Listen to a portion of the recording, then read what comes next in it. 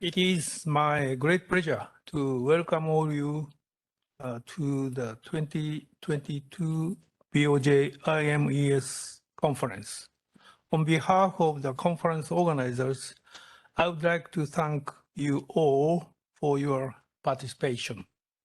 This is the 27th conference since it started in 1983. Due to the continuing effect of COVID-19, the conference is being held online as last year. The previous conference was very fruitful with lively and wide-ranging discussions on the themes of adapting to the new normal, perspectives and policy challenges after the COVID-19 pandemic. Since then, however, the environment surrounding central banks has changed dramatically. Given these developments, the themes for discussion appear to have expanded rapidly. This is why I think this is the ideal opportunity for central banks, international institutions, and academia to gather and exchange views and opinions. Against this background, the theme of this year's conference is New Dimensions and Frontiers in Central Banking. Now, I would like to provide an overview of the theme, focusing on the new dimensions faced by central banks and the frontiers they are developing. First of all, I would like to point out two challenges currently facing central banks. The first challenge is a global surge in inflation. For most central bankers and researchers, this is not something they could have imagined at the emergence of COVID-19. The unique feature of inflation this time is that both supply and demand inflationary factors have occurred at the same time. On the supply side, constraints on production capacity have given rise to inflationary pressure. These constraints include disruptions to the supply of raw materials, a shortage of semiconductors, and labor shortages. On the demand side, as economic activity has recovered globally since last year, solid demand from households has materialized. A shift in demand from services to goods has occurred amid the continued pandemic. These two factors have brought about upward inflationary pressure, especially on the price of goods, including the price of commodities. That said, when it comes to these supply and demand effects, there are both similarities and differences between countries. For example, in Japan, household pent-up demand has been limited, and the recovery of aggregate demand has been slower than in Europe and the United States. On the supply side, the constraints may not be as severe as in the United States. While shortages of intermediate inputs have had some impact, labor supply has room to expand thanks to the so-called labor hoarding during the pandemic. Differences in labor supply stance have also resulted in differences in wage growth between countries. In Japan, wages have risen, but the rate of increase has remained moderate. Also, the recent surge in commodity prices due to supply factors put greater downward pressure on the economies of commodity importing countries through a decline in household real income and corporate profit. In this situation, attention will be focused on how firms pass increasing costs on to prices and how they determine the level of price increases that households are willing to accept. Given these differences in the supply and demand effects, the appropriate monetary policy response will also differ between countries. A common challenge for each country is to determine the magnitude and persistence of the inflationary pressure.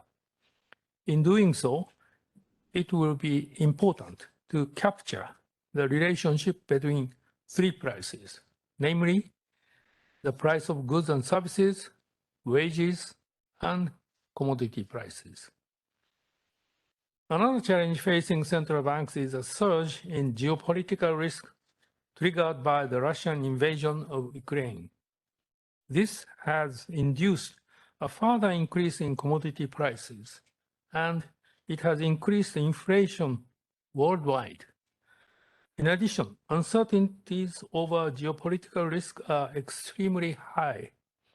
These uncertainties could put downward pressure on the global economy by shrinking trade and damaging confidence. In addition to the real economy, close attention has to be paid to financial market sentiment, the global financial system, and cybersecurity. Furthermore, if views on geopolitical risk were to change permanently, this could have a longer-term impact on the global economy through structural changes in trade and capital flows. Recognizing how extremely uncertain and fast-moving the current situation is, central banks are required to implement the appropriate policy measures. In addition to these challenges, new challenges have emerged in the frontiers that central banks should develop. I would like to point out three areas. The first frontier is the acceleration of structural changes in the economy amid the prolonged pandemic. The digitalization and automation of society and the economy were in progress even before the pandemic, and having been accelerated by the pandemic, they have expanded and deepened rapidly. Along with this, a restructuring of supply chains has been observed. Also, since the effects of the pandemic were regressive, economic inequality appeared to have increased further above its already increasing trend in some advanced countries. The fiscal burden for dealing with this issue has also increased. From an economic perspective, these structural changes may affect the potential growth rate, the natural interest rate, and the Phillips curve. The structural changes may have implications for the effectiveness of monetary policy and the appropriate responses. Central banks should therefore pay close attention to the changing economic structure and its potential impact on prices and the real economy. The second frontier is climate change response, which has become a new domain for central banks. This is an area in which considerable effort has been made since the last conference. Stimulating and wide-ranging discussions have taken place at international forums such as the Network of Central Banks and Supervisors for Greening the Financial System, or NGFS. The Bank of Japan published its comprehensive strategy on climate change in July 2021. The bank also introduced its climate response financing operations and has been actively engaged in a wide range of initiatives, including research. In principle, it is the government's industrial and fiscal policies that play the primary role in addressing climate change issues. However, it is also important to consider how to make use of market mechanisms to ensure the effectiveness of these policies. One example is the emission trading systems introduced in the European Union and elsewhere. In Japan, national level plans have been launched. The role of markets in evaluating firms' effort to tackle climate change is also important. In this way, the market function can promote changes in firms' behavior. For example, the Bank of Japan's climate response financing operations make use of financial institutions' expertise in assessing firms in the area of climate change. The financing operations also require financial institutions to disclose relevant information as a condition for supplying funds. These measures have been designed to help use market discipline in an effective way. The role of central banks may be considered from the perspective of market initiatives, such as promoting the development of financial markets related to climate change.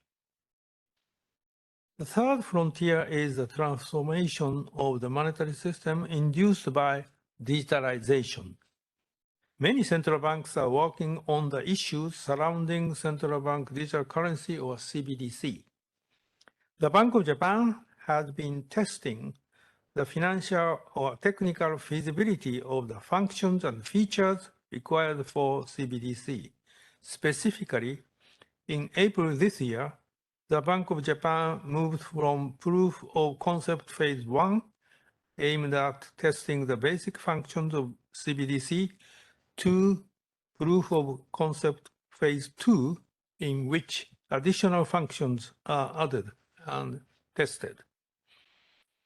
However, the broader issue is how to build a monetary system in the digital age. We have seen the emergence of private digital currencies and stable coins, in addition to the increasing interest in CBDC. There is no doubt that we have entered a period of transformation for the monetary system. Considering the future of the monetary system can lead to exploring the potential for growth. One area with the potential to create new demand is combining the monetary system with the information system that support business.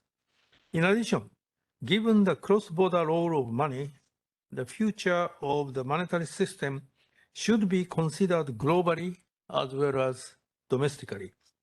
Central banks are required to engage in designing and building the new monetary system globally while examining the possible effects of future changes to money on monetary policy and financial stability. Let me wrap up. Since last May, the situation facing central banks has changed rapidly, and the efforts in the frontiers of central banking have advanced significantly. This year's conference is being held for 3 days to provide enough time for discussion. The conference has been organized with a view to deepening our understanding of the wide range of challenges I have outlined. In the Maekawa lecture, I'm looking forward to fresh insights courtesy of Professor Kenneth Logoff regarding the new dimensions and frontiers in central banking. In the keynote speech, Professor Carl Walsh will be discussing the mechanism of the current surge in inflation and its implications for monetary policy. Also, the presentation sessions feature cutting-edge papers covering a wide range of topics in the frontiers of monetary policy, such as economic inequality, climate change, digital currencies, and automation of the economy, all of which are crucial topics for current central banking.